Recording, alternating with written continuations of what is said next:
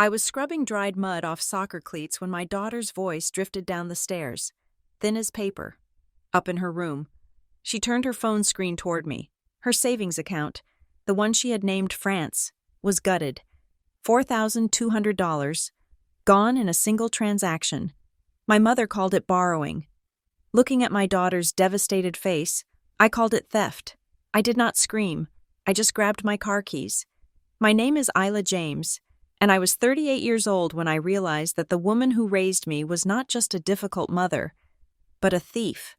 It started on a Tuesday evening, surrounded by the smell of damp earth and rubber. I was standing in the garage, scrubbing dried mud off a pair of soccer cleats over the utility sink. The water was running cold over my knuckles, turning brown as it swirled down the drain. It was a mindless, rhythmic task, the kind that usually allowed my brain to decompress after a long shift at the hospital. But the vibration in my back pocket shattered the calm. I dried my hands on my jeans and pulled out my phone. It was an incoming call from upstairs. Tessa. I slid the answer button across the screen. Tessa? You're literally 20 feet above my head. What do you need? There was a silence on the other end that lasted too long. It wasn't the silence of a teenager rolling her eyes or getting distracted by a notification. It was a hollow, static silence.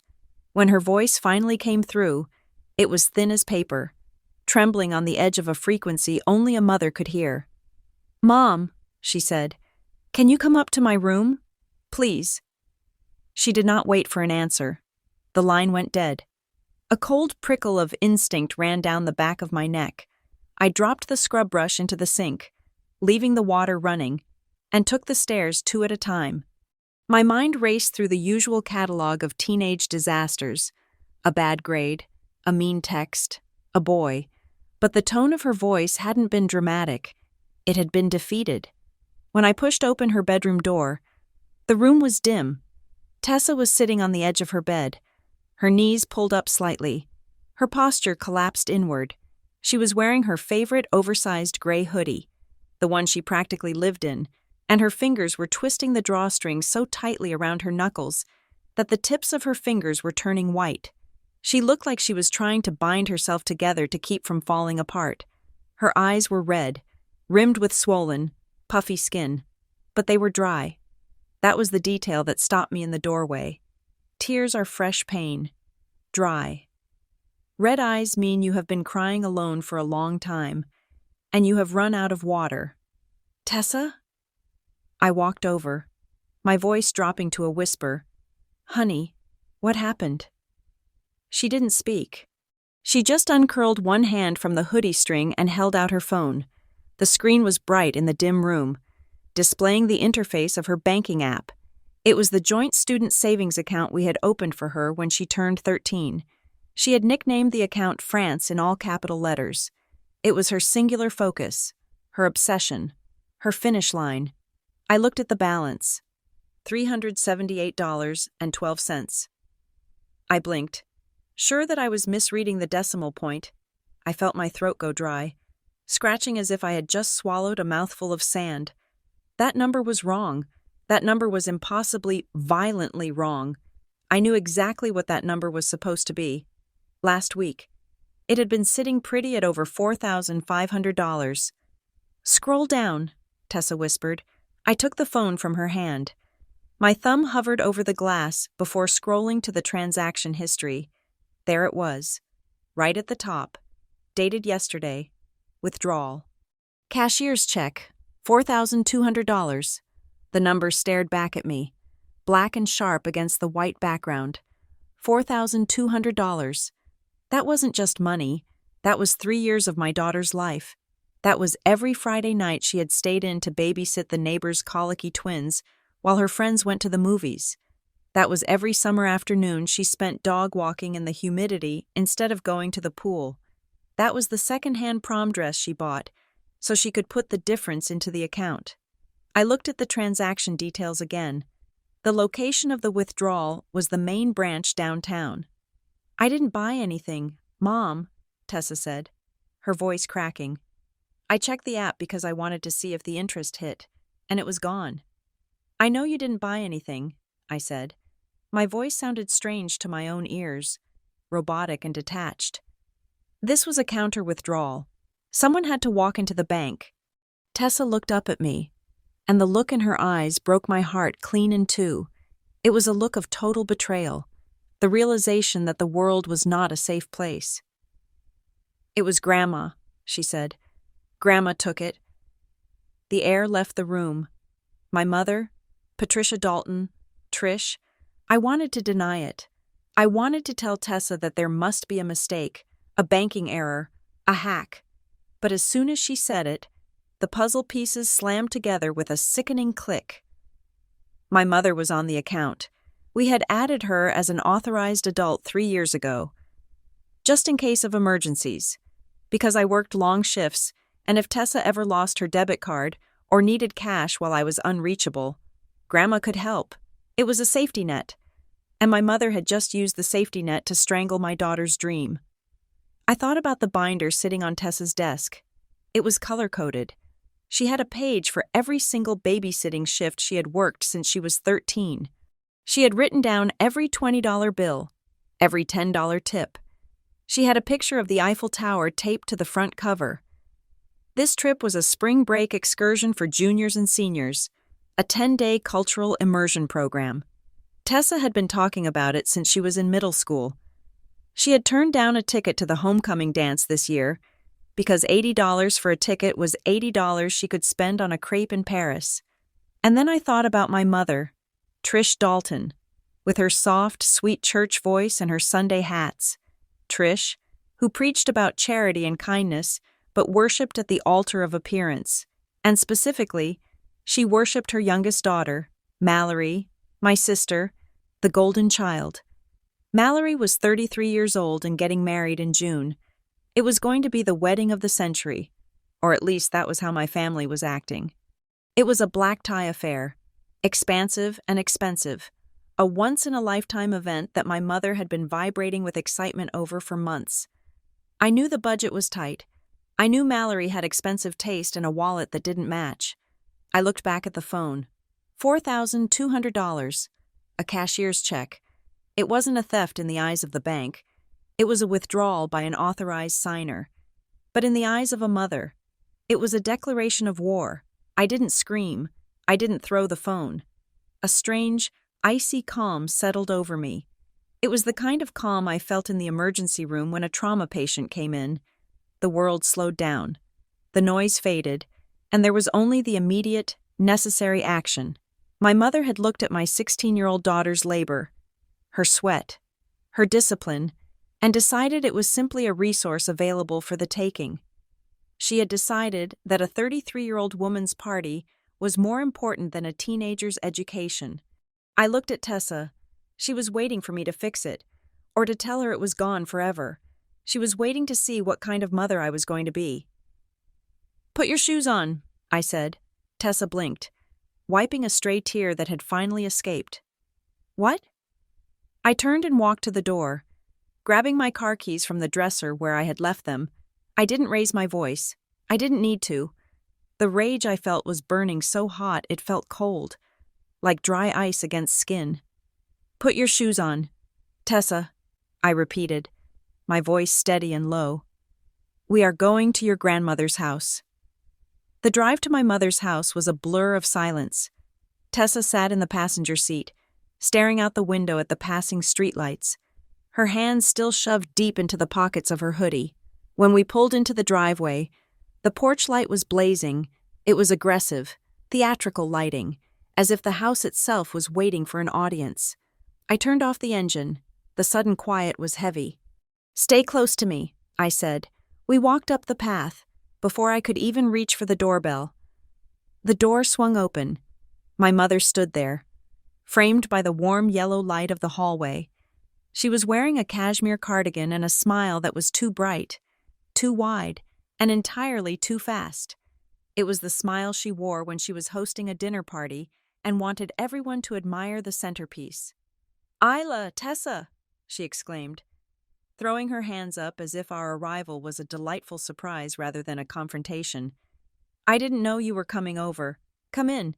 I just made tea." She stepped back to let us in. We stepped over the threshold, but I did not take off my shoes. I did not smile back. I simply lifted my hand and turned the screen of Tessa's phone toward her face. The brightness was turned up all the way, illuminating the transaction history like an accusation. "Explain this," I said. Trish glanced at the screen. She didn't flinch. She didn't look shocked.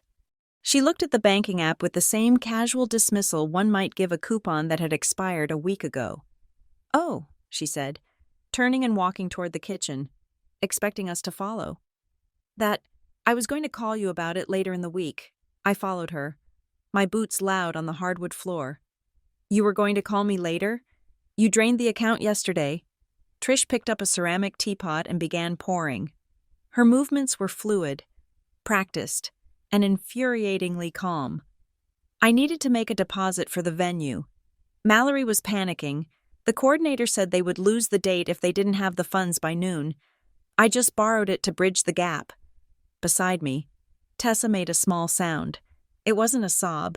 It was a choked, strangled noise, like air being forced out of a balloon. It was the sound of humiliation. She wasn't just hurt. She was embarrassed. She was embarrassed that her hard work, her 3 years of discipline, had been treated like a piggy bank that someone else could smash open whenever they felt like it. "Borrowed," I repeated, the word tasting like bile. "You emptied a 16-year-old's savings account without asking." Trish set the teapot down a little harder than necessary. She turned to face us, leaning her hip against the counter. Her expression shifted from welcoming to patronizing. "Isla, honestly, you are being dramatic. It is a loan. I will put it back." She looked past me, not at Tessa, but at the wall behind her. "Tessa is 16. She has plenty of time to save money. She has her whole life ahead of her." She took a sip of her tea and added the kicker. "Mallory's wedding is a once-in-a-lifetime event. We all have to make sacrifices to make sure it is perfect." My blood ran cold. "Sacrifices? You are talking about my daughter's money. Money she earned scrubbing dishes and watching other people's children while Mallory was out wine tasting." "Mallory is stressed," Trish snapped, her voice rising for the first time. "She is the bride. This is her moment. We are family. Isla, family helps family." I stepped sideways, blocking her view of the kitchen so she had to look at me, and more importantly, so she had to acknowledge the girl standing next to me. "Did you ask her?" I demanded.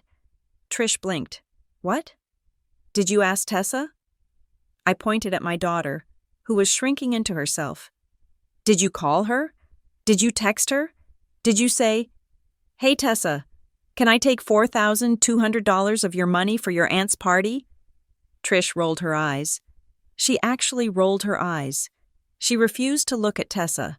She kept her gaze fixed firmly on me, as if Tessa was a piece of furniture that did not have the clearance level to be part of the conversation. "Why would I ask a child about adult finances?" Trish scoffed. "She would not understand the pressure we are under. She does not pay bills. She has never had to worry about losing a vendor. She lives under your roof for free. She can survive a few months without that money sitting there doing nothing." There it was, the lesson. I looked at my mother, and then I looked at my daughter. I realized in that second that this wasn't about the money. It never is. It was about the hierarchy. My mother was teaching Tessa a lesson that took some women decades to unlearn. She was teaching her that her dreams were less important than someone else's convenience. She was teaching her that her no did not matter if an adult wanted a yes. I reached into my pocket and unlocked my own phone. I opened the voice memo app and hit the big red record button.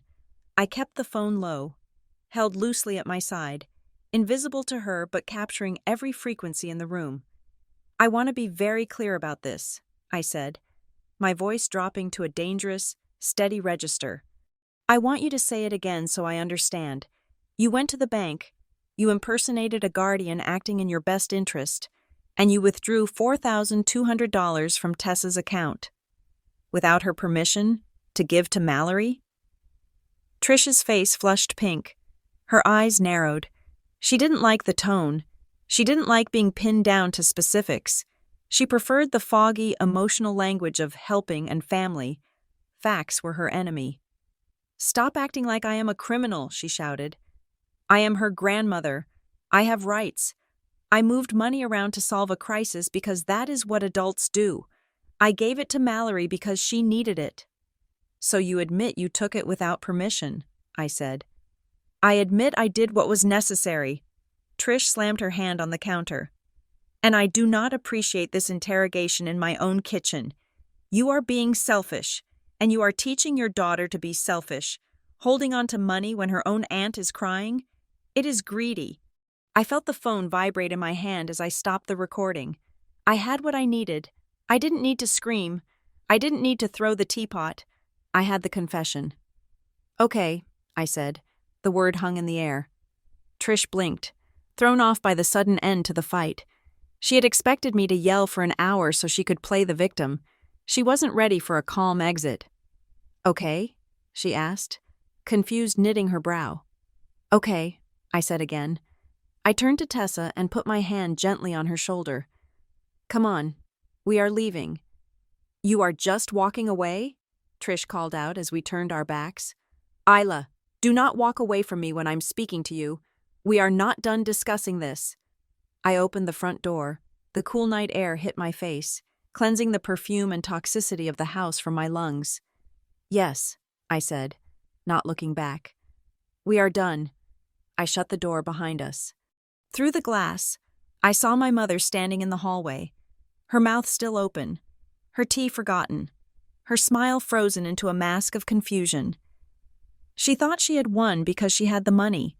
She didn't know yet that she had just lost everything else. We walked back into our house, but it did not feel like a home anymore. It felt like a crime scene where the yellow tape had not yet been put up. I did not turn on the television. I did not go to the kitchen to make a snack. I walked straight to the dining room table, opened my laptop, and sat down. I created a new folder on the desktop. I named it clearly and clinically: Tessa, France, 2026. This was not just a computer directory, it was the foundation of a case. I logged into the online banking portal, my fingers flying across the keys. I did not just look at the missing balance, I took screenshots of everything. I captured the transaction history for the last 12 months, showing the steady, small deposits Tessa had made. $20 here, $50 there.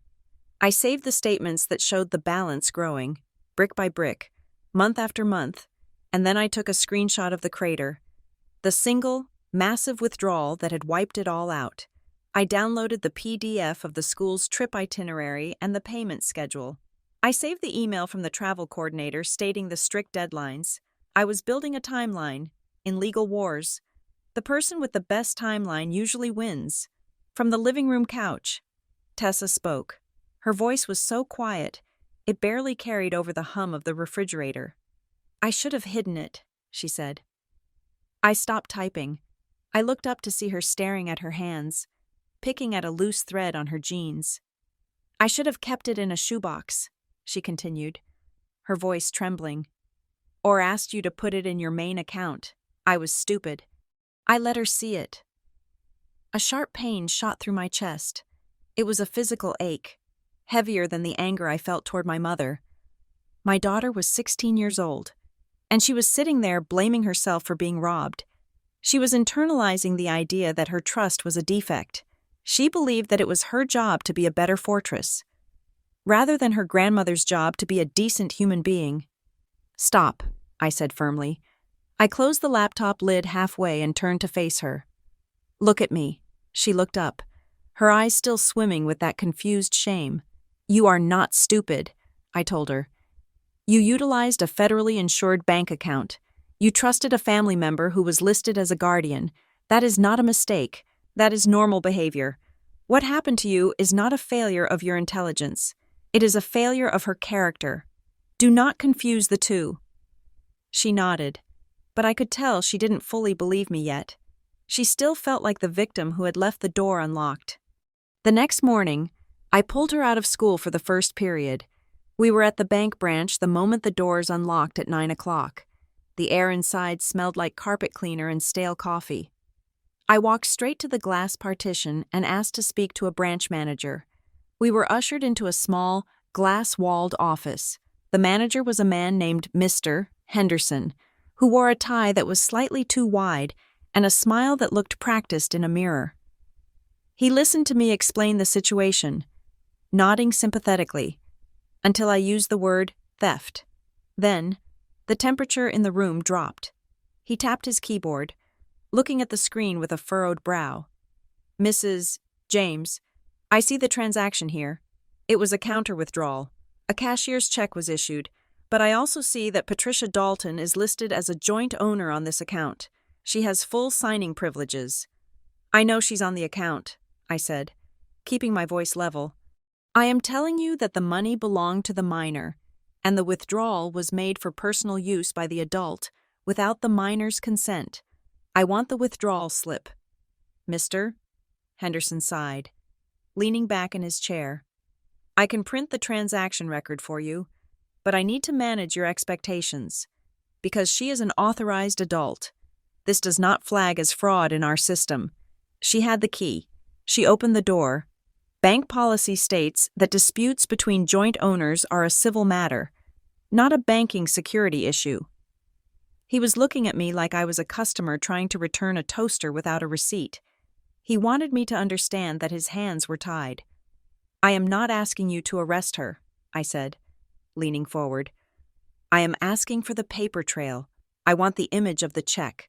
I want the slip she signed. I want the timestamp." He hesitated, then typed a few commands. The printer in the corner whirred to life. He slid a warm piece of paper across the desk. There it was.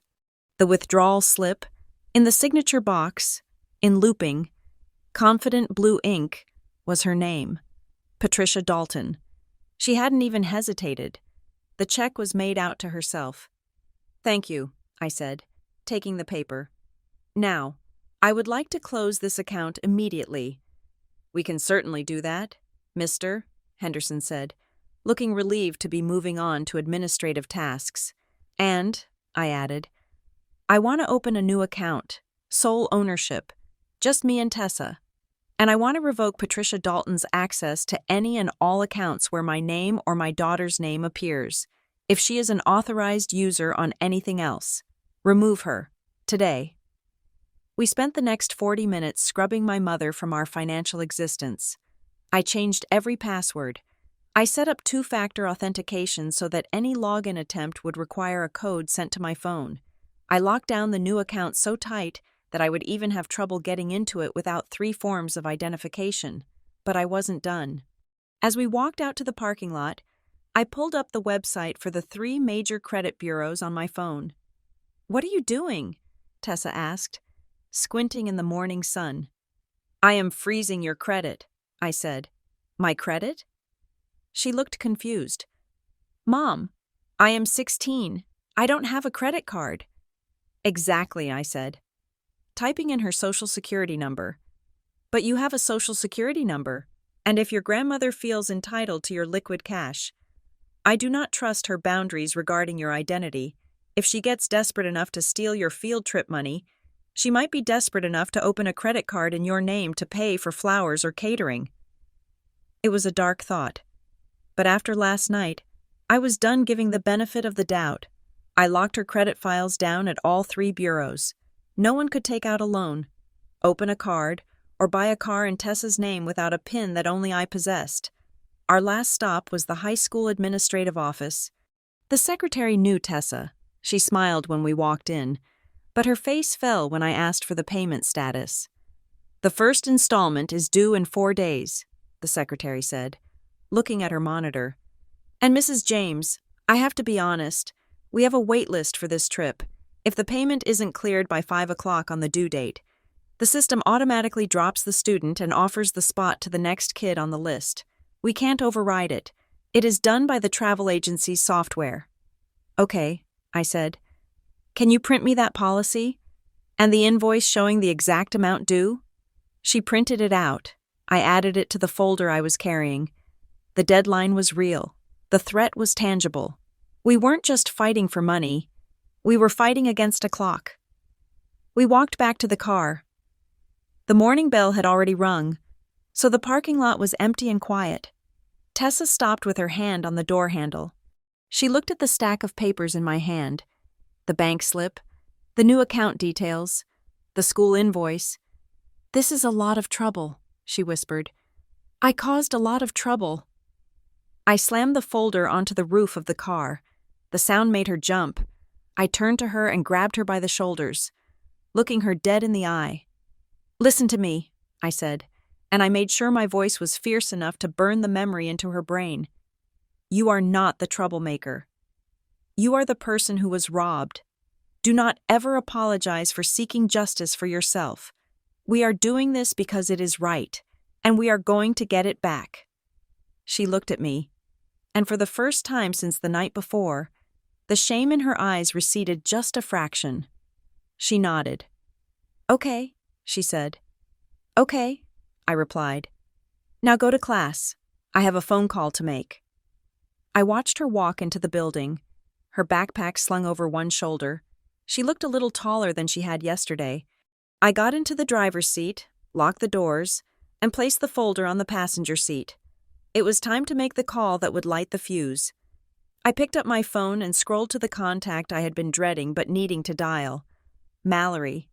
I sat in the stillness of my car, the engine idling, the heat blasting against the cold morning air. My phone felt heavy in my hand, like a loaded weapon. I scrolled to my sister's contact info. The photo was a selfie of her beaming, holding a glass of champagne, perfect teeth and perfect hair. Mallory, the golden child, the center of the Dalton universe. I pressed the call button. She picked up on the second ring.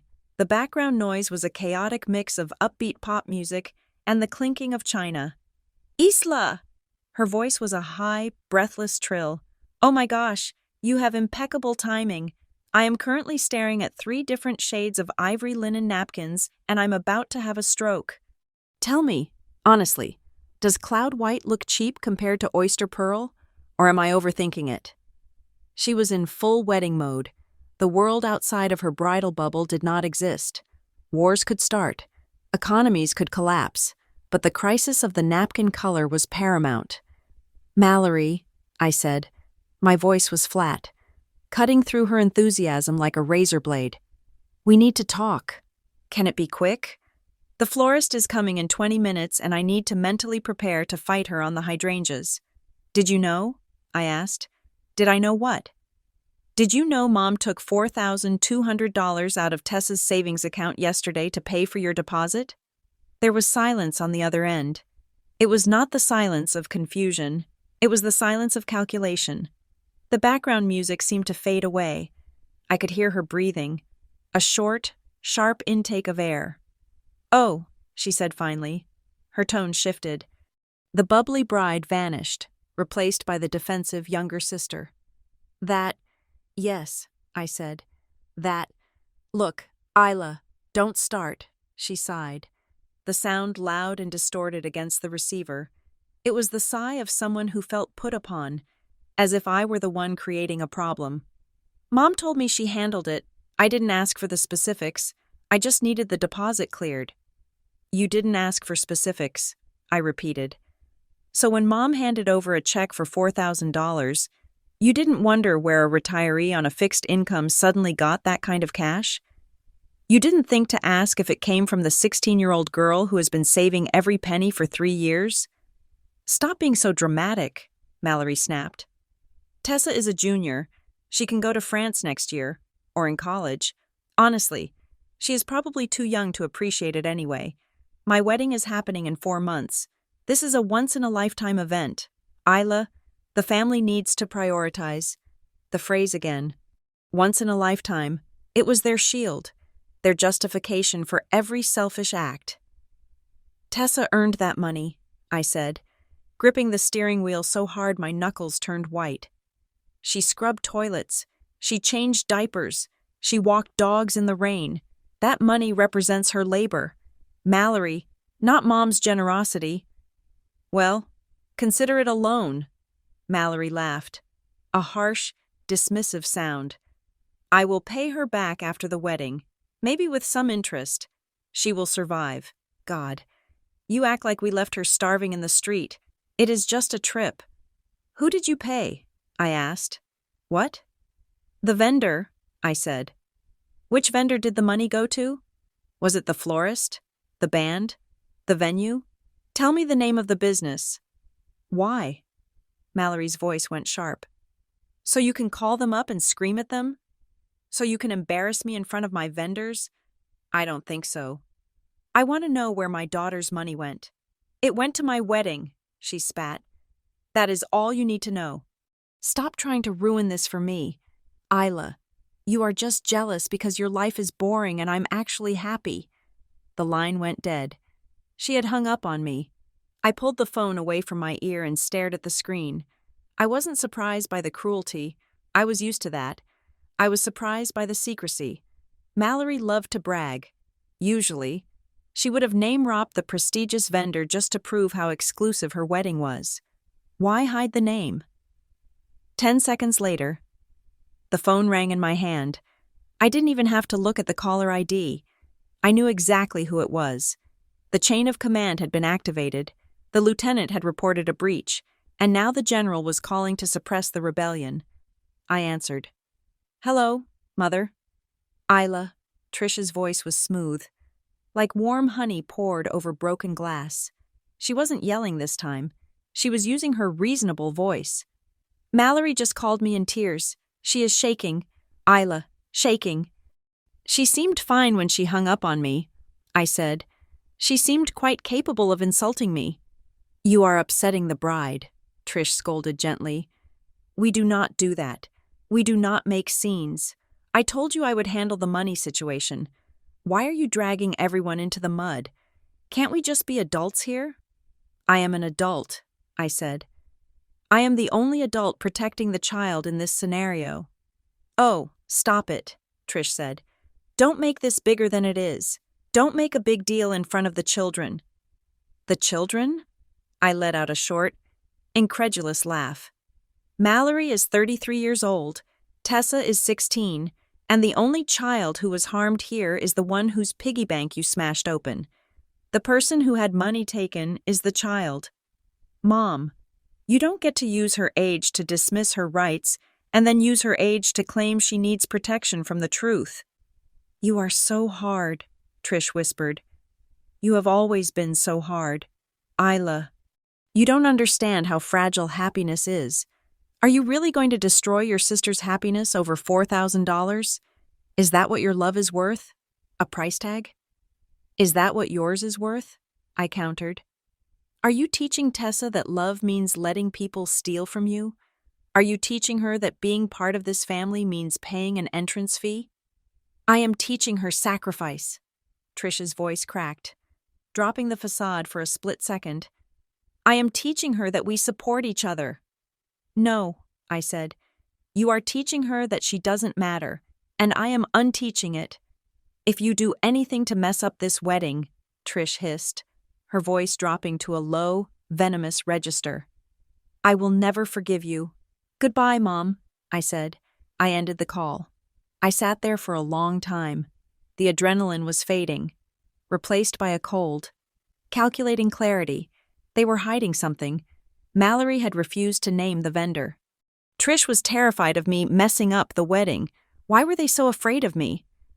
If I was just the angry sister with no power, they would just ignore me. They were reacting like I held a detonator. I drove home. I went through the motions of the day, laundry, emails, prepping dinner, but my mind was working in the background, sifting through data like a search engine. That night, after Tessa had gone to bed, I sat at the kitchen table with my laptop. I opened a bottle of wine but didn't pour a glass. I needed to be sharp. I logged into my old email account, the one I used for family administrative tasks, for years.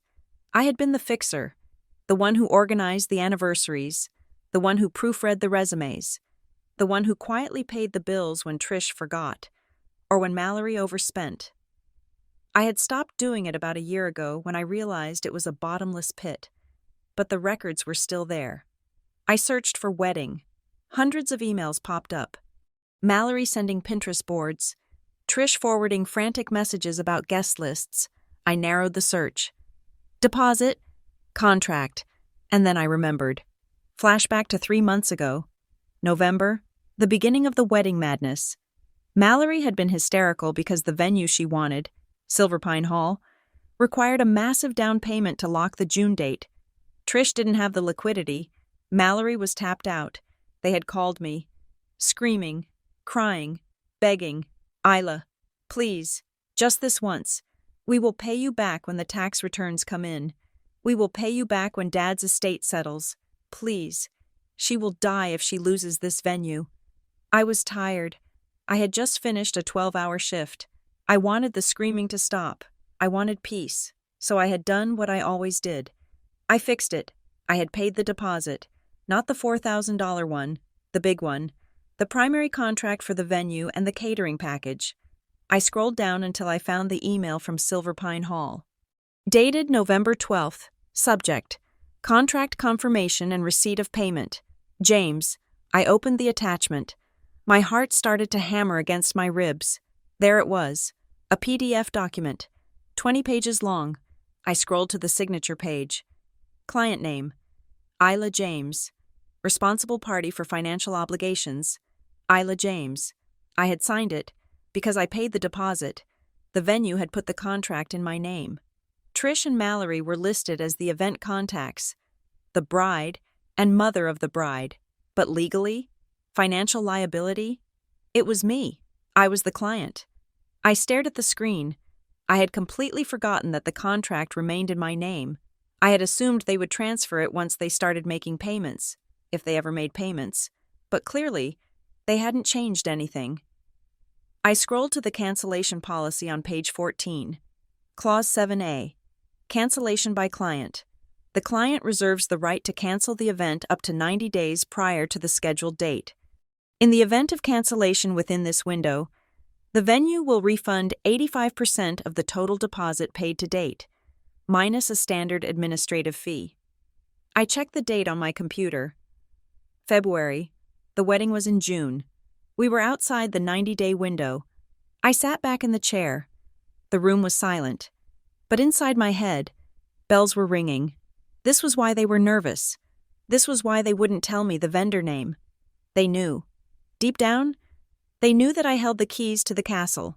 They just banked on the fact that I was too nice, too family-oriented, to ever turn the lock. They thought I was the doormat. They forgot that the doormat is the thing you step on to get into the house, and if you remove it, sometimes you find the spare key hidden underneath.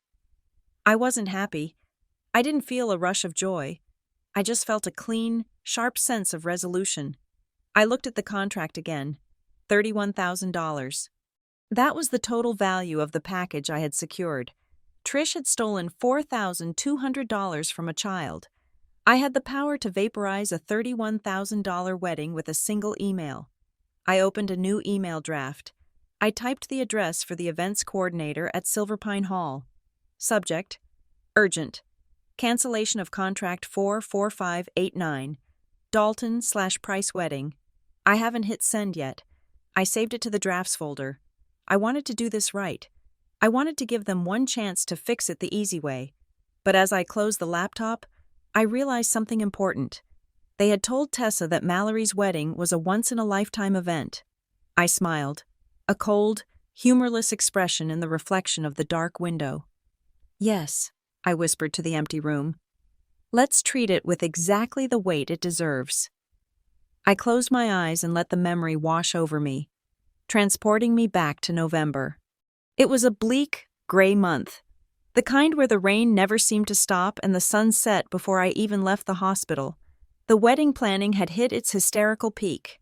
Mallory had found her dream venue, Silver Pine Hall, a sprawling estate with manicured gardens and a ballroom that looked like something out of a fairy tale. It was perfect. It was also exorbitantly expensive. I remembered the phone calls. They did not come once a day. They came once an hour. Trish would call me while I was charting patient notes. Mallory would FaceTime me while I was trying to cook dinner, her face blotchy with tears. wailing that she was going to lose the date if she did not put down the primary deposit within 24 hours. "It is just a bridge loan. Isla," Trish had pleaded, her voice tight with the stress of trying to give her golden child the world on a copper budget. "Your father's estate is still tied up in probate, but as soon as it clears in the spring, I will pay you back. I promise. Do you want your sister to get married in a rec center?" I hesitated. I knew better than to lend money to my family, especially my family. But then I looked at Tessa. She was sitting at the kitchen island, doing her homework, her shoulders hunched up around her ears to block out the sound of my mother's voice coming through the speakerphone. Tessa had looked up at me, her eyes tired, and whispered the words that broke my resolve. "Mom, just do it. Please, don't fight with Grandma anymore. I just want them to stop yelling." That was why I had done it. I didn't do it for Mallory's happiness. I didn't do it for Trish's approval. I did it to buy silence for my daughter. I wanted my home to be peaceful again, so I took the credit card I kept for emergencies, the one with the high limit, and I called Silverpine Hall. I paid the deposit. Now, sitting in the dark of my kitchen 3 months later, I opened the PDF of that contract again.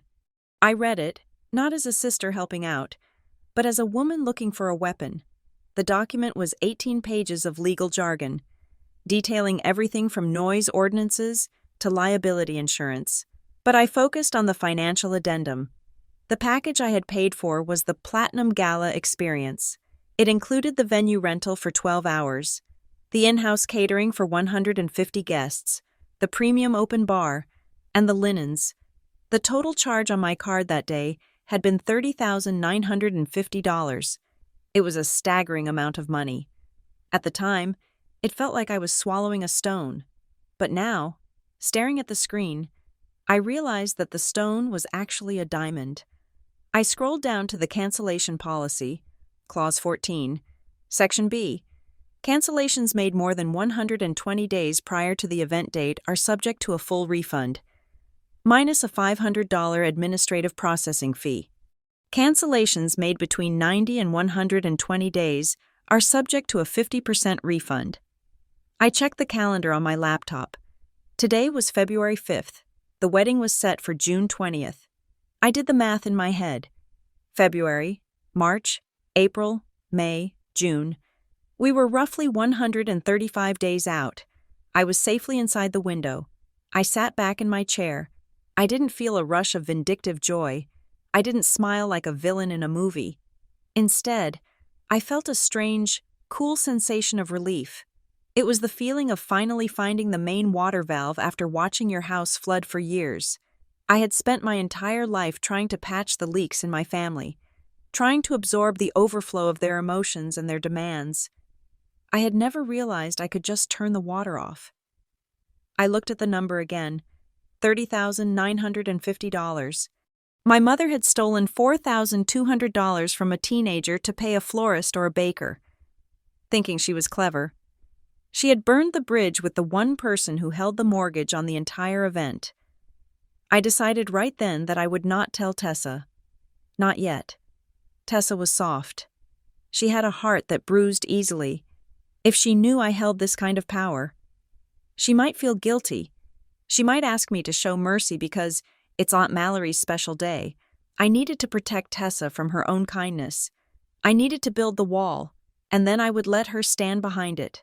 I opened my email client.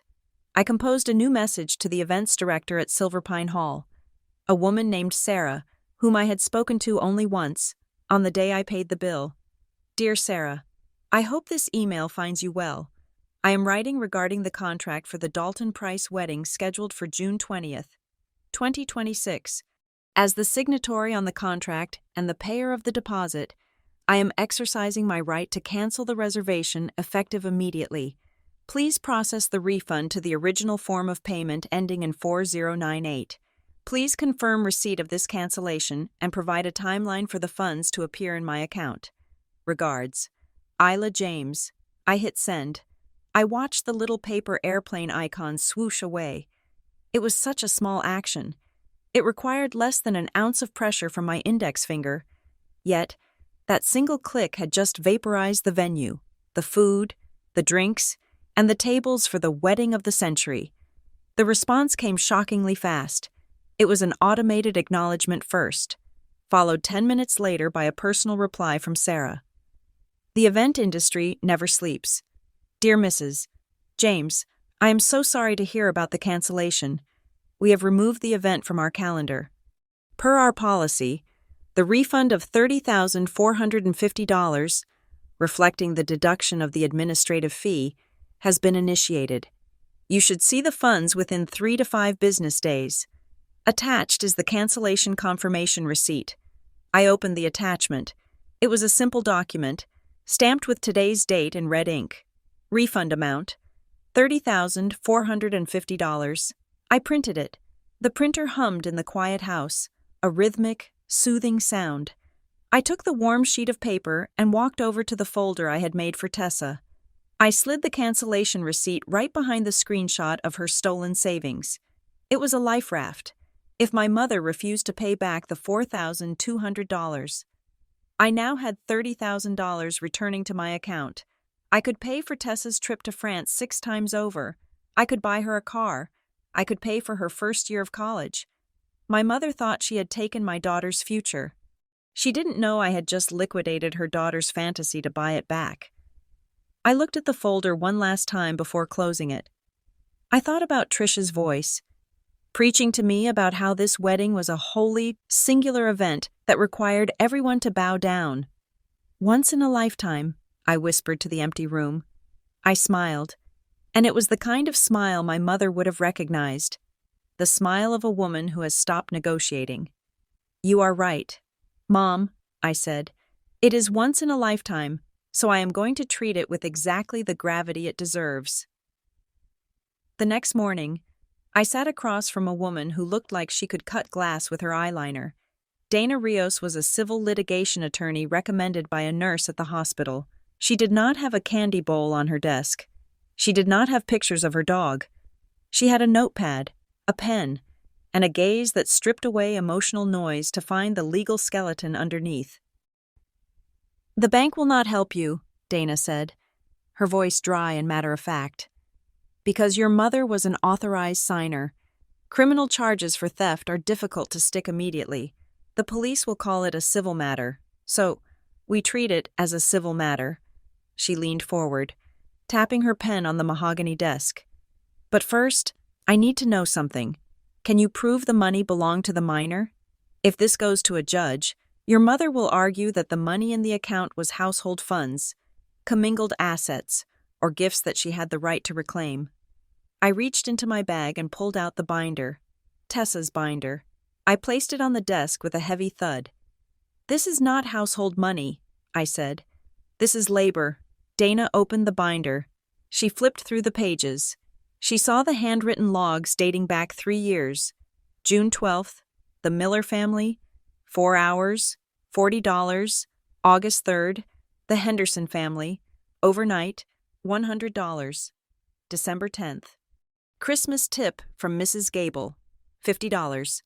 I laid out the screenshots of the mobile deposits that matched the dates in the log. I showed her the text messages from neighbors thanking Tessa for watching their kids. I showed her the birthday cards where Tessa had circled the cash amount and written, "For France," next to it.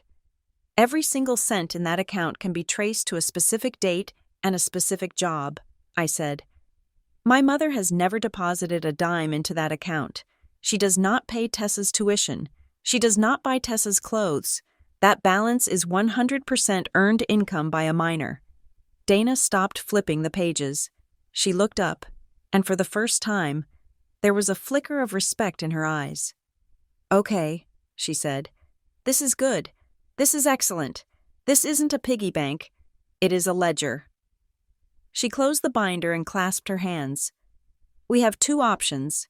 Option A is the scorched earth approach. We filed a civil suit for conversion of funds immediately. It became a public record. It will show up on background checks. It is messy, it is slow, and it is expensive." I shook my head. "I don't want to drag Tessa through court if I don't have to." "Then we go with option B," Dana said. "A formal demand letter. It is a precursor to a lawsuit. It creates a legal paper trail that says we are serious, but it gives them a window to fix it before we pull the trigger on the docket. Do it, I said. Dana turned to her computer. We need to be precise. No emotional language. No, how could you do this? Just the facts. We drafted the letter together.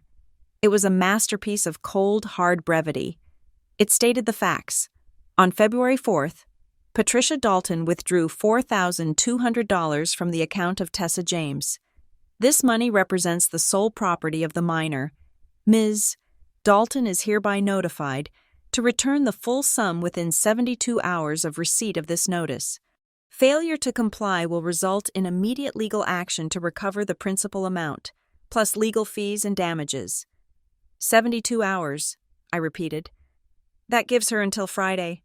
And Isla, Dana said, looking at me sharply, this is the most important part. Do not let them talk to your daughter. When people like this get cornered, they do not attack the person with the lawyer. They attack the weakest link. They will try to guilt-trip the child into saying she gave permission retroactively. I blocked them on Tessa's phone, I said. But they know where she goes to school. Then you make sure she knows the script, Dana advised. If they approach her, she says one sentence. Speak to my mother's attorney. That is it. I left the office feeling lighter, but also tighter, like a bowstring pulled back to its limit. The demand letter was sent via courier for same-day delivery. Signature required. They would have it by lunch. My next stop was not physical, but digital. I sat in my car in the parking garage and called the travel agency handling the school trip. I didn't want to tell them my mother was a thief. It felt shameful, even though I had done nothing wrong. Hi, this is Isla James, Tessa James's mother, I said when the agent picked up. I am calling about the payment deadline.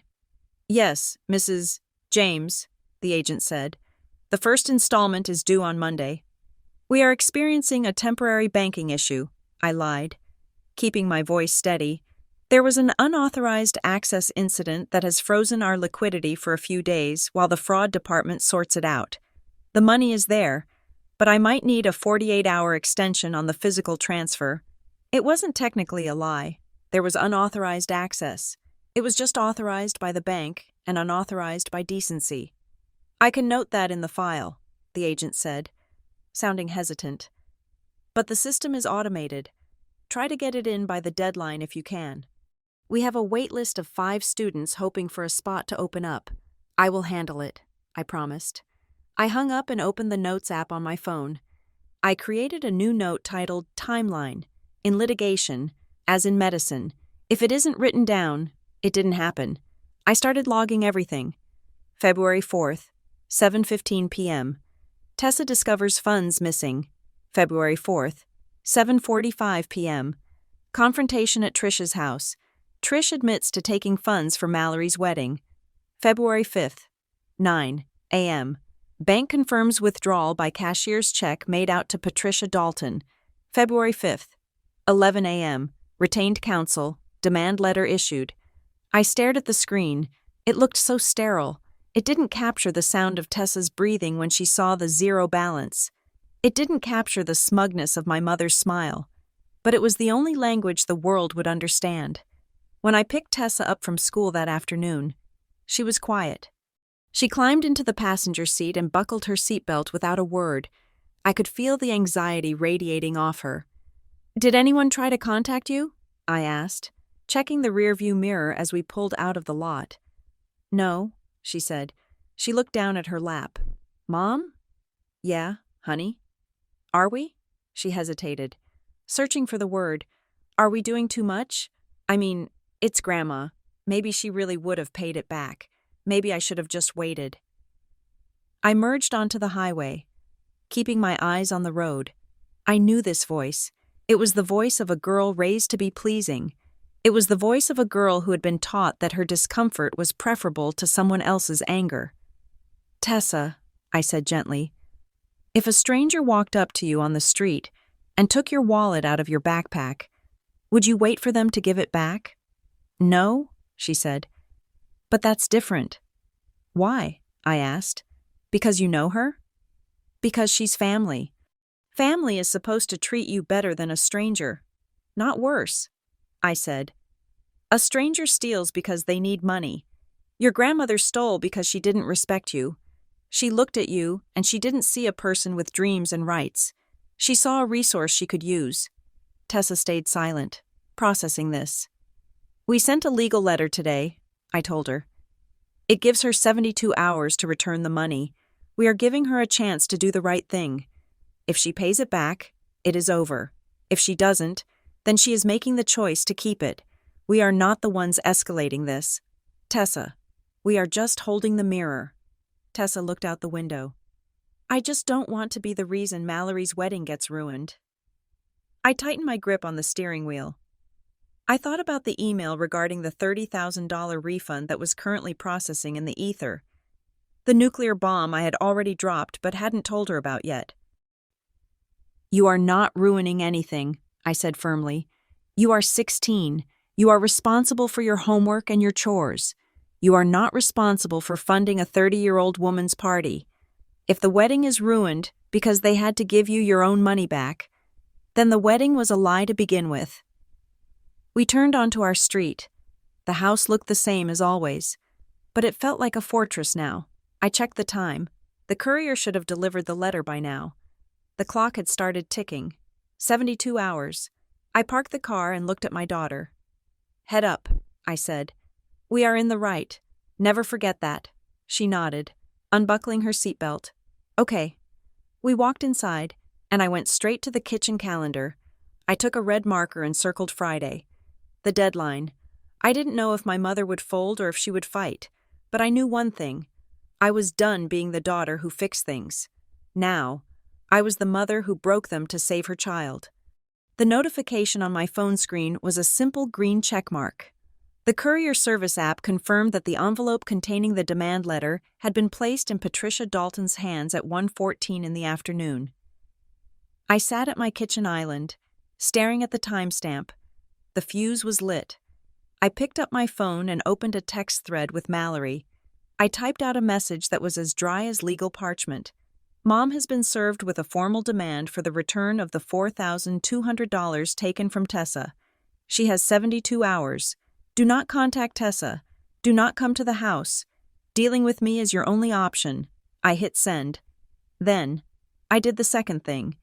The thing that would turn this from a family squabble into a nuclear winter. I opened my email. There it was. The confirmation from Silver Pine Hall that the cancellation was final and the refund of $30,450 was being processed back to my card. I forwarded that email to two people, Trish and Mallory. I didn't add a subject line. I didn't add a commentary. I just pressed forward. It took less than 3 minutes. My phone did not just ring. It convulsed. The screen lit up with Mallory's name. I let it ring. It went to voicemail. Immediately, it rang again. Trish. I let it go to voicemail. Then a text from Mallory. A wall of emojis and capital letters that looked like a digital scream. Then a call from Aunt Carol, my mother's sister, which meant the spin machine was already working. I put the phone on speaker and set it on the granite counter. I picked up my mug of coffee and took a sip. Finally, on the fourth ring from Trish, I answered. Hello, Mother? You are insane. Her voice was not a scream.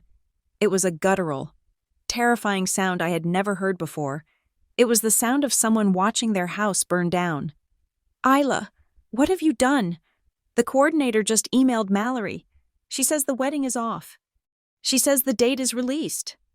The venue contract is canceled, I said calmly. I requested the refund of my deposit this morning. You have no right, Trish shrieked. The audio clipped on the speaker. That is not your wedding. That is not your money to move. You are destroying your sister's life out of spite. I have every right, I said. My voice was steady, a flat line against her chaos. I am the signatory on the contract. My name is on the financial liability clause. Clause 7A allows the client to cancel for a near full refund if executed before the 90-day mark. I followed the terms of the contract I signed. You gave that to her, Trish yelled. That deposit was a gift.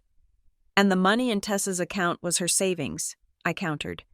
You didn't seem to have a problem reclaiming money that wasn't yours when it suited you. I am simply applying your own logic. Assets are fluid in this family, right? Family helps family? Fix this, she demanded. Call them back right now. Tell them it was a mistake. Mallory is on the floor. Isla, she is hyperventilating. Then maybe she should breathe into a paper bag, I said. And while she is down there, she can look for the $4,200 you stole from her niece. I told you I would pay it back. You said you borrowed it. Now you have a demand letter. You have 72 hours to return the stolen funds. Until I see that money in Tessa's account, I am not calling anyone. I am not fixing anything. The venue is gone. I hung up. The silence in the kitchen lasted exactly 10 seconds before Mallory's texts started flooding in again. You are a monster. I will never speak to you again. My friends are going to know. I have to tell people the venue is gone. You are humiliating me. I typed back a single reply. Tessa was humiliated in her bedroom when she realized her own grandmother robbed her. She was humiliated when she had to show me a balance of $300. Your embarrassment is hypothetical. Hers is real. I blocked her number for the next hour. I needed to think. Then, the phone rang again, a number I didn't save, but I recognized the area code. I answered cautiously. This is Isla. Isla? It is Evan. Evan Price, the groom, the man who thought he was marrying into a nice, normal family with a slightly overbearing mother-in-law. His voice sounded small, confused, and terrified. Isla, I don't understand, he stammered. Mallory is screaming that you canceled the wedding because of a fight over money? She said you are blackmailing her for $4,000? I can write you a check right now if you just know what is going on. I paused. Evan was a decent guy. He was an accountant, quiet, methodical. He had no idea what he was walking into. Evan, I said gently, do you know where the money for the florist deposit came from? The one Mom paid earlier this week? I thought your mom handled it, he said. She said she moved some investments around. She didn't move investments, I said. She walked into the bank and drained Tessa's savings account. The money Tessa has been saving for 3 years to go to France. There was a long silence on the other end. What? Evan asked. It wasn't a question of disbelief. It was a question of horror. She took $4,200 from a 16-year-old, I said. Without asking, without permission, and when we confronted her, she laughed it off and said Tessa didn't need it. That is why I canceled the venue. Evan, I paid $31,000 for that deposit months ago. I am not going to finance a party for people who steal from my child. She took Tessa's money? Evan repeated, his voice dropping. I am going to send you 2 images, I said. One is the withdrawal slip with my mother's signature. The other is the demand letter my lawyer sent today. I am not asking you to take sides. I am just giving you the facts so you know what you are marrying. I hung up and sent the files. No commentary. No, I told you so. Just the raw data. The house was quiet for the rest of the afternoon. Tessa stayed in her room, likely wearing her noise-canceling headphones. I sat in the living room, waiting. I knew the next move. Trish would try to bargain. She would try to buy peace without actually paying the price. Sure enough. At 5 o'clock, the phone rang. It was Trish. She sounded exhausted, her voice raspy from crying or yelling or both. Isla, she said. Okay. You made your point. You win. I will get the money. I will transfer it. Good, I said. But you have to reinstate the venue first, she said quickly. The coordinator said if we pay the deposit back within 24 hours, they might be able to hold the date. You call them, pay the $30,000 again, and I will transfer Tessa's money on Monday when my bridge fund clears. I almost laughed. It was breathtaking, really. The audacity. No, I said. What do you mean? No. I said I would pay. You said you would pay on Monday, I corrected her. Today is Wednesday, and you want me to put $31,000 of my own money back on the line today, based on your promise? Your credit with me is 0. Mom, you are in negative equity. I don't have $4,000 sitting in check, she snapped. Then sell something, I said coldly. Sell your jewelry, sell your car, ask your golden child to sell one of her designer bags. I don't care, but here is the order of operations. Step 1. $4,200 appears in the new account I set up for Tessa. Step 2. You apologize to her. Step 3. We discuss whether I feel generous enough to help you salvage a reception. You are holding us hostage, she accused. No, I said. I am holding you accountable.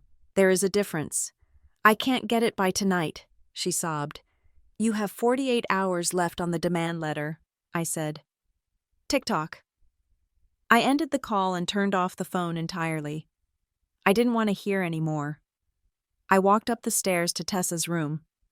She was sitting at her desk, her headphones around her neck. She looked up when I entered, her eyes anxious. I heard yelling, she said softly. You heard me setting boundaries, I said. I walked over and sat on the edge of her bed. It is going to be loud for a few days, Tessa, but it is going to be okay. Is the wedding really off? She asked. The party is off, I said. Whether they get married or not is up to them.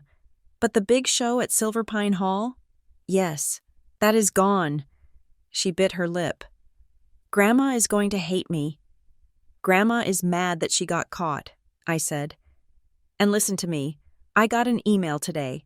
A refund is coming to my account. It is a lot of money. Enough to cover your entire trip and then some. Her eyes widened.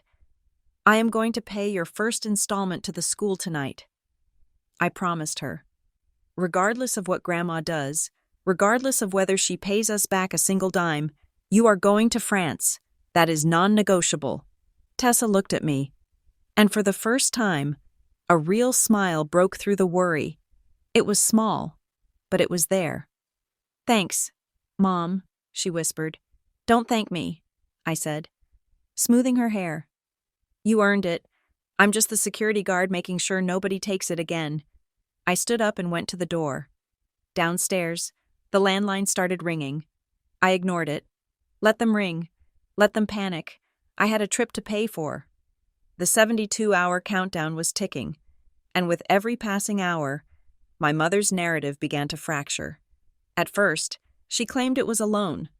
Then, through a frantic email to my lawyer, Dana Rios, she shifted the story to say that Mallory had a sudden emergency with the photographer and needed cash immediately. By Thursday morning, the story had mutated again. Now, she claimed she was merely holding the money for safekeeping because she did not trust a teenager with such a large sum. Dana called me at the hospital during my lunch break. Her voice was sharp, cutting through the cafeteria noise. Isla, she said, I just got off the phone with your mother. She is flailing. I asked her for a simple piece of evidence. If she used the $4,200 to pay a vendor deposit as she claimed in version 2 of her story, I want the receipt. I want the invoice. And? I asked, already knowing the answer. And she stuttered, Dana said. She said she paid cash. She said the vendor system was down. She said she lost the slip. Isla, you don't pay a $4,000 corporate deposit in cash without getting a piece of paper. She can't produce the receipt because it does not exist. I sat there, stirring my cold coffee. She didn't pay a vendor, did she? No, Dana said. And there is something else. I looked at the timeline you sent me. Mallory told you the crisis with the venue happened on Tuesday morning, right? That is when she called you crying? Yes, I said. Tuesday. Your mother withdrew the money on Monday afternoon, Dana said. The funds were gone 18 hours before the alleged emergency even happened. The timeline doesn't fit. This wasn't a panic move. Isla, this was premeditated. I felt a chill that had nothing to do with the air conditioning. My mother hadn't reacted to a crisis. She had created a stash of cash and was waiting for an excuse to use it. But the real horror arrived at 4 o'clock that afternoon. I was driving home when my phone pinged with a notification from the credit monitoring service I had signed up for just 2 days prior. It was a red alert icon, Alert. Credit inquiry blocked. I pulled over into a gas station parking lot, my heart hammering against my ribs. I opened the app. It showed an attempt to open a new line of credit, a store financing card for a high-end electronics and appliance retailer. The applicant's name was Tessa James. The social security number matched. The address listed was my mother's house. The application had been blocked because of the freeze I had placed on Tuesday. I stared at the screen, my vision blurring with red-hot rage. This was not borrowing. This was not about a wedding. This was identity theft. My mother had tried to open a credit card in my 16-year-old daughter's name. I called Dana immediately. "Add it to the file," I said, my voice shaking. She just tried to open a store card in Tessa's name, today. While under a demand letter, "I will contact her," Dana said, her voice dropping to a dangerous low. "I am going to ask her point blank if she attempted this. And Isla, prepare yourself. When rats get cornered, they bite." 10 minutes later, my phone rang. It was Trish. I didn't answer. She left a voicemail that was 2 minutes of screaming, accusing me of accusing her, claiming she was just trying to buy a new refrigerator for the reception food and put it in Tessa's name to build her credit score. It was a lie so transparent it was insulting. But the silence in the family was breaking. Evan Price called me an hour later. "Isla," he said. He sounded wrecked. I asked Mallory. I asked her about the money. I showed her the withdrawal slip. "What did she say?" "She cried," Evan said. "She said she didn't know Mom took it from Tessa. She said Mom just handles the finances and told her it was taken care of. But then I looked at the spreadsheet. Isla, the wedding budget." He paused, and I could hear him shuffling papers. "Trish has been asking me for cash for months," Evan admitted. "Small things, 500 here for stamps, 1,000 there for favors. She said she was paying the vendors directly, but I called the caterer today. They haven't received a payment since the initial deposit. The one you paid for." The floor dropped out from under me. "Where is the money going, Evan?" I asked. "I don't know," he whispered. "But it is not going to the wedding. I think your mother is broke. Isla, I think she is drowning in debt, and she is using the wedding money to pay off her own loans." It all made sense. The desperation, the aggression, the theft. It wasn't about the golden child getting a perfect day. That was just the cover story. The truth was far uglier. My mother was running a Ponzi scheme with her own family. She was taking money from Evan, from Mallory, and now from Tessa, to plug the holes in her own sinking ship. She wasn't protecting Mallory's happiness. She was protecting her own secret. I drove home, feeling like I needed a shower to wash off the grime of my own lineage. At 7 p.m, the doorbell rang. I checked the camera feed on my phone. It was Trish. She was standing on my porch, holding a white bakery box, lemon cake, my favorite, and she had clearly been crying. She looked small, frail, and pathetic. It was the performance of a lifetime. "Isla?" she called out, her voice trembling through the door. "Isla, please open up. I brought cake. We need to talk. I am sorry. I just want to explain." I walked to the door, but I did not unlock it. I stood on the other side of the wood, my hand resting on the deadbolt, feeling the heat of her presence on the other side. "Go away, Mom," I said through the intercom speaker. "Isla, please," she sobbed. "I am your mother. You can't lock me out. I made a mistake. I was going to put it back. I am in trouble. Isla, I am in so much trouble with the banks. Please, just let me in. We can fix this." "You tried to open a credit card in my daughter's name," I said. "You didn't come here to fix it. You came here because your credit line declined." "I did it for us," she screamed, dropping the act. "I did it to save face. Do you want everyone to know we are broke? Do you want Mallory to be laughed at?" "I don't care about my face," I said. "I care about the $4,200 you stole." "I don't have it," she wailed. "I spent it. I had to pay the minimum on the visa or they were going to sue me. I will pay Tessa back. I swear. Just give me time." I felt a hand on my shoulder. I turned to see Tessa standing behind me. She was wearing her pajamas, her face scrubbed clean. She had heard everything. She heard her grandmother admit that she had burned her trip to France to pay a credit card bill. Tessa reached past me and pressed the talk button on the intercom. "Grandma?" she said. There was silence on the porch, then a hopeful sniffle. "Tessa? Sweetheart? Please tell your mother to open the door. Grandma loves you. I bought you a cake." Tessa looked at the screen, at the grainy image of the woman who had been her hero for 16 years. "I don't want the cake," Tessa said. Her voice was steady, devoid of the anger I felt, replaced by a terrible, adult clarity. "Tessa, don't be like that," Trish pleaded. "I am sorry. Do you hate me?" "No," Tessa said. "I don't hate you. Grandma, I just don't believe you anymore. Not a single word." Tessa took her finger off the button. Outside, on the porch, my mother froze. She understood what had just happened. Anger is hot. Anger means there is still a connection. Still something to fight for. But indifference? Disbelief? That is cold. That is the end. She realized at that moment that she hadn't just lost $4,000 or a wedding venue. She had lost her audience. She had lost the power to manipulate the one person who had always looked up to her. Trish stood there for a long minute, the cake box dangling from her hand. Then, slowly, she turned and walked away into the darkness. I looked at Tessa. She didn't cry. She just walked back to the kitchen table, opened her textbook, and turned the page.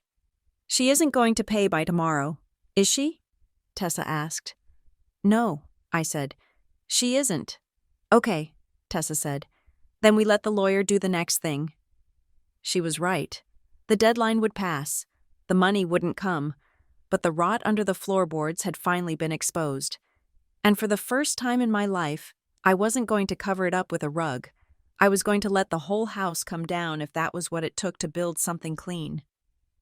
Friday morning arrived with the heavy, suffocating pressure of a storm front moving in. The 72-hour deadline set by the demand letter was ticking down to its final hours. My phone sat on the kitchen counter, a silent grenade waiting to go off. At 8:15 in the morning, a notification chimed. It was a transfer alert from the bank. I unlocked the screen, expecting to see nothing, or perhaps a miracle. What I saw was an insult. A transfer of $1,000 had hit the account. Attached to the transaction was a memo, written in the notes field. "For the trip, don't be greedy. That is all I have." I stared at the number. $1,000. It was less than 25% of what she had stolen. It was a crumb thrown to a starving dog, accompanied by a kick to the ribs. Don't be greedy. She had taken $4,200 from a teenager, and she had the audacity to call us greedy for wanting it back. I forwarded the screenshot immediately to Dana Rios. Her reply came within 2 minutes, sharp and professional. "Do not respond.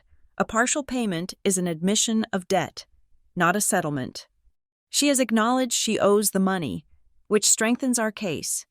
The deadline for the remaining $3,200 stands. I will send a follow-up email reminding her that the clock does not stop for pocket change. I felt a grim sense of satisfaction. Trish thought she could buy me off with a discount rate.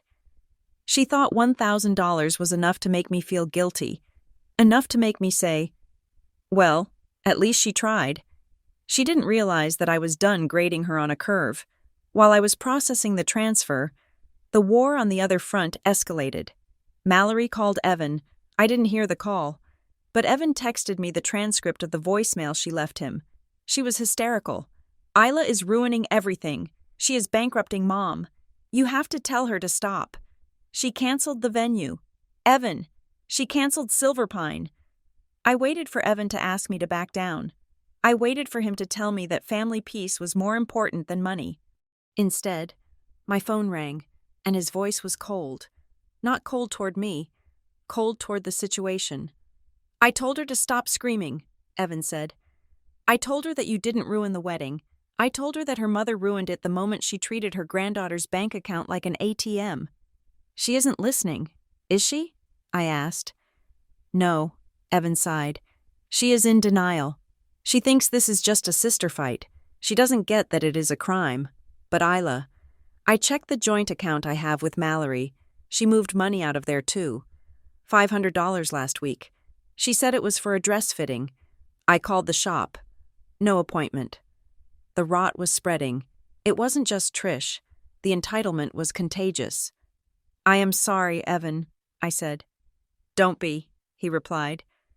Better I know now than after the paperwork is signed. I hung up and checked my email. A new message from Silver Pine Hall sat at the top of my inbox. Refund processed. The $30,450 was officially on its way back to me. It wasn't in my account yet. Banks are slow. But the confirmation number was solid. That was all I needed. I walked upstairs to Tessa's room.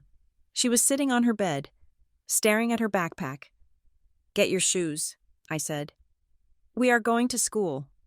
I don't have a first period, she said. It's study hall. We aren't going to class, I said. We are going to the bursar's office. We drove to the high school in silence. When we walked into the administrative office, the air smelled of floor wax and old paper. The secretary looked up, surprised to see us. Mrs. James, I thought you said there was a banking issue. The issue has been resolved, I said. I pulled out my personal credit card, the one that would soon be reimbursed by the venue refund, and placed it on the counter. We would like to pay the first installment for the France trip. Actually, we would like to pay the full amount. Tessa looked at me, her eyes wide. Mom, you don't have to pay it all. I want to, I said. I want to make sure no one can ever threaten this trip again. Once it is paid, it is locked. The secretary typed on her keyboard. The machine whirred. She handed the receipt not to me, but to Tessa. You are all set, honey, she said. Bon voyage. Tessa held the piece of paper like it was a holy relic. She walked out of the office a little taller. We sat in the car for a moment, and she looked at the receipt, running her thumb over the ink. Does this mean Grandma paid? She asked. No, I said. Grandma sent $1,000 and an insult. This is my money, but we are going to get yours back. Every cent. My phone buzzed. Then it buzzed again. Then it started vibrating continuously. I looked at the screen. A new group chat has been created. Family emergency. Participants, me, Mallory, Trish, Aunt Carol, Uncle Bob, and 3 cousins I hadn't spoken to in a year. Trish had gone nuclear. She had realized she couldn't bully me one-on-one, so she had summoned the flying monkeys. Trish, I am asking for prayer for our family. Isla has decided to attack her sister's wedding out of jealousy. She is demanding money I don't have and has canceled the venue. Please tell her to have a heart. Aunt Carol, Isla, honey, this isn't like you.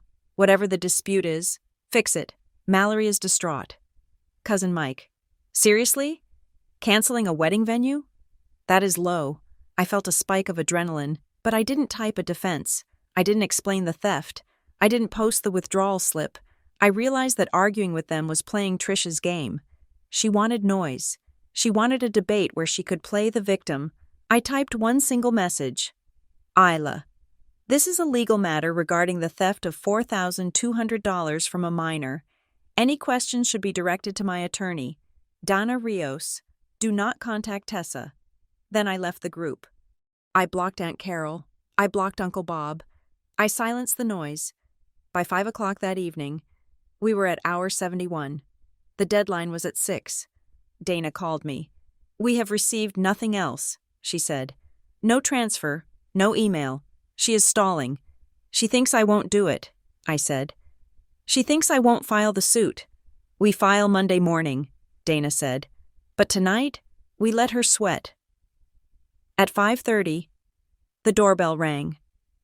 I expected Trish. I expected the police. It was Evan. He looked like he hadn't slept in a week. He stood on my porch, hands in his pockets, looking at the ground. Is she here? He asked. No, I said. She is hiding. She is at my apartment, Evan said. With Mallory. They are crying about how cruel you are. He took a deep breath and looked me in the eye. "I need you to verify something," he said. "If she pays the money back, is this over? Or are you going to keep punishing them?" "This isn't a punishment, Evan," I said. "It is a recovery.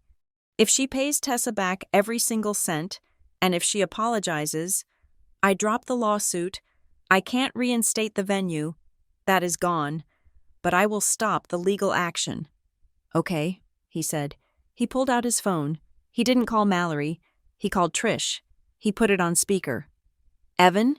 Trish's voice came through, wet and shaky. "Did you talk to her? Did you make her see the reason?" "I am standing on Isla's porch," Evan said. His voice was steady, the voice of a man who deals with audits and numbers, a man who knows that eventually the math has to balance. "And I am telling you this one time. Trish, you have 30 minutes. 30 minutes for what?" she snapped. "I told you. I don't have the cash." "Then find it," Evan said, "because if that money is not in Tessa's account by 6 o'clock, and if you do not admit what you did, there is no wedding. Silence. Absolute, dead silence." "You can't do that," Trish whispered. "We have guests coming. We have flights booked." "I am not starting a marriage with a fraud," Evan said. "And I am definitely not marrying into a family that steals from children and then lies about it. You pay Tessa, you apologize, or I walk away, and I will tell every single guest exactly why." "Evan!" Mallory's voice screamed in the background. "You can't do this to me." "I am doing it for us. Mallory!" Evan shouted back, losing his cool for the first time. "I am trying to see if there is anything honest left in this family to save." Trish's voice came back on the line. It was low, venomous, stripped of all the sweet grandmotherly affectation. "Why?" she hissed. "Why is this happening? Isla, are you listening?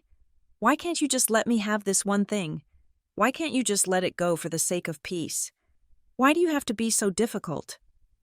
I leaned toward the phone in Evan's hand. I imagined her face, the face that had controlled me for 38 years, the face that had taught me to be small so she could be big. "Because you have had this one thing for my entire life," I said. "You have always taken what you wanted. You took my time. You took my energy. You took my peace. And we always let you. Because it was easier than fighting." I looked at the clock. 5:45. "But you don't get to take from Tessa," I said. "I am the wall now. Mom, you hit the wall. It is Tessa's turn to matter." I nodded to Evan. He hung up. We stood there on the porch as the sun went down, the air cooling around us. "She will pay," Evan said quietly. "She is too afraid of looking bad to let me cancel." "I know," I said. "But she will never forgive me." Evan looked at me with a sad smile. "I think that is the point. Isla, you don't want her forgiveness. You want her respect, and I think you just terrified her enough to get it." I looked at the driveway, empty and quiet, for the first time in days. I didn't feel afraid of what my mother would do next. I checked my watch. 10 minutes left. The deadline was closing in, but I had already won the only thing that mattered. At 5:58 in the evening, 2 minutes before the deadline that Evan had set, and 71 hours and 58 minutes after my lawyer sent the demand letter. My phone vibrated. It was not a text message or a call. It was a notification from the bank app. Deposit received, $3,200. I stared at the screen, combined with the $1,000 she had thrown at us earlier like a scrap of meat. The total was now $4,200. Every single cent she had stolen was back. She had not done it because she was sorry. There was no apology note attached this time, no manipulative message in the memo field. She had done it because she was terrified. She had looked into the abyss of losing her social standing, of Evan walking away, of a lawsuit that would expose her financial ruin to the world. And she had blinked. She had likely maxed out another credit card or borrowed from a shark to do it, but that was no longer my concern. I took a screenshot of the balance and sent it to Dana Rios. 10 minutes later, Dana replied. "We are whole. I am drafting the final settlement document. It states that the debt is satisfied, but it also includes a permanent cease and desist regarding any use of Tessa's personal information for financial purposes. If she refuses to sign, we file for a restraining order." Trish signed it electronically within the hour. It was over. The next morning, I began the administrative purge. I did not do it with anger. I did it with the clinical efficiency of a surgeon cutting out necrotic tissue. I logged into the school portal and removed Patricia Dalton from the emergency pickup list. I called the orthodontist and removed her as an authorized contact. I called our family doctor and password-protected Tessa's medical records. I systematically closed every window my mother had ever climbed through to get into our lives. She was not a grandmother anymore. She was a security risk. The fallout for the rest of the family was slower, quieter, and far more painful. Mallory did not get her dream wedding at Silver Pine Hall. The date I had canceled was snapped up by another couple within hours. Just as the venue coordinator had predicted, my sister had to scramble.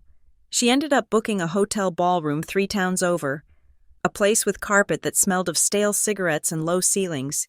It was a perfectly fine venue for a normal wedding, but for a once-in-a-lifetime event that was supposed to rival a royal coronation, it was a humiliating step down. The golden child had to adjust to a bronze reality. But the venue was the least of her problems. Evan was still there, physically, but he had checked out. I saw him once when he came to drop off a box of Tessa's things that had been left at their apartment. He looked tired. He didn't smile. The way he spoke about the wedding was different now. It wasn't an excitement. It was an obligation. He had seen the machinery behind the curtain. He had seen that the woman he was marrying was capable of watching her mother steal from a child and saying nothing. They were still getting married, but the shiny veneer was gone. I knew, and I think Evan knew, that this wasn't a romance anymore. It was a contract, and he was reading the fine print very carefully. A week later, I walked into the kitchen to find Tessa sitting on the floor, surrounded by piles of clothes. Her suitcase was open. "What is all this?" I asked, leaning against the door frame. "Packing list," she said. Not looking up, she held up a small, jagged piece of plastic. "I bought the power adapter for France. Universal voltage. It was a $5 piece of plastic. But to me, it looked like the crown jewels. It was proof. It was tangible evidence that she was going. The flight was booked. The first payment was made. The second payment was sitting safely in the new account I had opened, protected by 2-factor authentication and a mother's rage. "Do you need new walking shoes?" I asked. "You are going to be walking 10 miles a day in Paris." "Yeah," she said. "I found a pair on sale." She didn't ask me to pay for them. She didn't ask if we could afford them. She just stated the plan. She was reclaiming her agency. My phone buzzed on the counter. It was a text from Trish. She had been silent for 7 days, but narcissists cannot hold their breath forever. It was a photo, a digital scan of an old Polaroid from when Tessa was a baby, sleeping in Trish's arms. Underneath, she had written, "Family is everything. Isla. People make mistakes. Don't throw away history over money. I miss my granddaughter." It was a classic move. The good old days defense. She was trying to override the reality of her actions with the nostalgia of her image. She wanted me to look at that photo and feel guilty. She wanted me to remember that she used to hold the baby and forget that she had just robbed the teenager. I didn't feel guilty and I felt nothing. I typed back a single sentence. "Family is not an access card." Then I blocked her number. I didn't need to explain it. I didn't need to justify it. I realized that for 38 years, I had thought boundaries were walls that kept people out. I was wrong. Boundaries are the structure that keeps me standing. I put the phone down and looked at my daughter. Tessa was folding a sweater, tucking it neatly into the corner of the suitcase. She was humming. It was a soft, barely there tune, something from the radio. I froze. I hadn't heard her hum in weeks, since the day the money disappeared. She had been silent, shrinking, apologizing for taking up space, apologizing for causing trouble. But now, she was making noise. She was taking up space in the kitchen. She was planning for a future that happened in a different time zone. She wasn't worried about the golden child. She wasn't worried about her grandmother's debts. She was just a kid, excited about a trip. I watched her for a long moment, feeling a lump rise in my throat. This was the victory. It wasn't the $4,200. It wasn't the canceled venue. It wasn't the demand letter. The victory was humming. I realized then the moral of my entire life, the lesson that had taken me nearly 4 decades to learn. Love does not charge an entrance fee. Love does not require you to pay for your own existence, and anyone who tells you that you have to sacrifice your dignity, your safety, or your dreams just to be part of the family does not want to love you. They want to consume you. I walked over and sat on the floor next to her. "A detailed itinerary came in the email today," I said. "You get a free day in the Louvre." Tessa looked up, beaming. "Seriously? I'm going to see the Mona Lisa." "You sure are," I said. "And you paid for it." She smiled, zipped up the suitcase, and went back to humming. "Thank you so much for listening to my story. I would love to know where you are tuning in from. So please drop a comment below and let me know your location and what you thought of Isla's decision. If you enjoyed this story, please subscribe to the Lucy Revenge Stories channel, like this video, and hit that hype button so we can share this story with even more people.